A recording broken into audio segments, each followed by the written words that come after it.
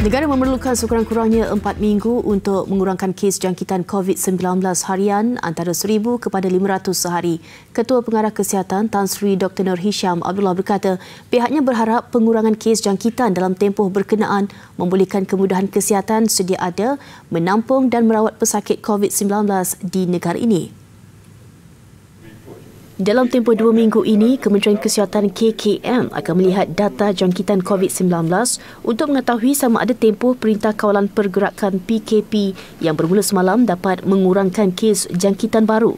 Kita harap kita dapat menurunkan iaitu melengkokkan graf semula iaitu jangkaan kita ialah mungkin dalam tempoh 12 minggu kita akan lihat, tetapi kita akan melaksanakan 2 minggu dulu yang kita akan lihat perkembangan 2 minggu.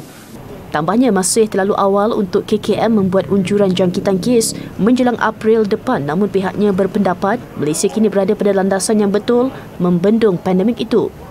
Justru beliau mengharapkan rakyat negara ini patuh kepada prosedur operasi standard SOP ditetapkan. Sementara itu, Kerajaan Negeri Perlis menjangkakan peningkatan kes positif COVID-19 di negeri itu. Dalam masa terdekat, berikutan terdapat 153 sampel yang diuji masih menunggu keputusan. Menteri Besar Datuk Seri Azlan Man berkata sampel berkenaan sebahagian besarnya adalah kontak rapat kepada mereka yang datang dari zon merah. Kita dibenarkan untuk mengadakan seperti kenduri, kenara itu semua dibenarkan. Jadi itu tumpuan orang ramai lah. Tapi puncak kenduri ini dah habis dah. Bulan 12 ni. Itu. Walaupun kita masih lagi menekankan supaya orang ramai mematuhi SOP. Dia kena patuhi SOP itu. Sama ada perhimpunan atau tidak. Jadi ini penting. Sebab akhirnya adalah penjagaan diri sendiri. Dan kes yang berlaku sebelum ini pun adalah akibat daripada tidak mematuhi SOP. Beliau ditemui selepas mempengerusikan mesyuarat Jawatankuasa Kerja Keselamatan Negeri JKKN berkaitan pengurusan COVID-19 di Kangar.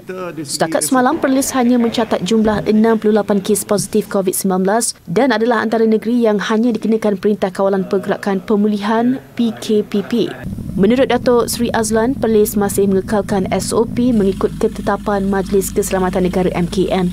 Berikutan itu, sebarang perhimpunan atau perarakan keagamaan pada perayaan Taipusam adalah tidak dibenarkan, namun perayaannya boleh diadakan. Dalam perkembangan lain, Datuk Seri Azlan turut meminta Jabatan Kesihatan Negeri JKN supaya membuat pengesanan kontak rapat kepada Timbalan Menteri Komunikasi dan Multimedia Datuk Zahidi Zainul Abidin yang disahkan positif COVID-19 malam. Hal yang demikian kerana pada minggu lalu, beliau dilaporkan menghadiri beberapa majlis mesyuarat perwakilan UMNO di negeri itu. Kerajaan Negeri Sabah sedang mempertimbang cadangan untuk memberi kelonggaran pergerakan dalam radius lebih 10 km sepanjang tempoh penguatkuasaan Perintah Kawalan Pergerakan PKP. Menteri Kerajaan Tempatan dan Perumahan Sabah, Datuk Masidi Manjun berkata, langkah itu juga adalah seperti yang disarankan oleh Pesuruhjaya Polis Sabah, Datuk Hazani Ghazali. Sehingga beberapa kajian telah dibuat. Ya. Walaupun bagaimanapun mereka yang perlu membuat perjalanan penting boleh mendapat kebenaran polis, ya, boleh mendapat kebenaran polis untuk membuat rentas sempadan, ya, rentas daerah. Buat masa ini, Kerajaan Negeri menyerahkan kepada pasukan keselamatan untuk melaksanakan sekatan jalan raya SJR. Ia bagi memastikan orang ramai mematuhi peraturan dan prosedur operasi standard SOP yang ditetapkan sepanjang PKP.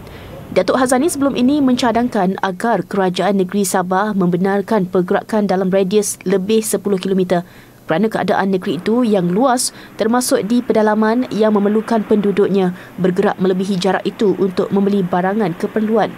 Mengulas lanjut, Datuk Masidi berkata PKP di Kota Kinabalu merangkumi 3 kawasan termasuk Penampang dan Putatan. Oleh itu tidak ada SJR di kawasan berkenaan kerana ia dikategorikan sebagai satu daerah. Sabah semalam mencatat 450 kes baru positif COVID-19 untuk jumlah kumulatif 41,899 kes. Manakala jumlah pesakit sembuh 37,964 kes. Seterusnya di Kelantan, Kerajaan Negeri akan mewujudkan sebuah jawatankuasa pasukan petugas khas bertujuan membendung penularan COVID-19 di negeri itu. Pengerusi Jawatankuasa Kerajaan Tempatan, Perumahan dan Kesihatan Negeri, Dr. Izani Hussein berkata, jawatankuasa itu membabitkan 29 agensi penguatkuasa termasuk Polis Diraja Malaysia PDRM.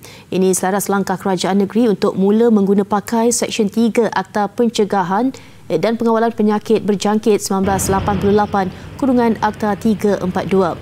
Tambah Dr. Izani, sebaik dikuatkuasakan, semua kawasan pantai dan taman awam juga dijangka ditutup bagi mengelakkan orang ramai daripada berkumpul. Menurut Dr. Izani, pihaknya mengakui terdapat segelintir masyarakat di negeri itu bersikap sambil lewa dan mengabaikan prosedur operasi standard SOP serta norma baru bertujuan mencegah COVID-19. Semalam, negeri itu mencatatkan 85 lagi kes positif COVID-19, menjadikan jumlah kes COVID-19 kini 1,564 kes di Kelantan setakat ini.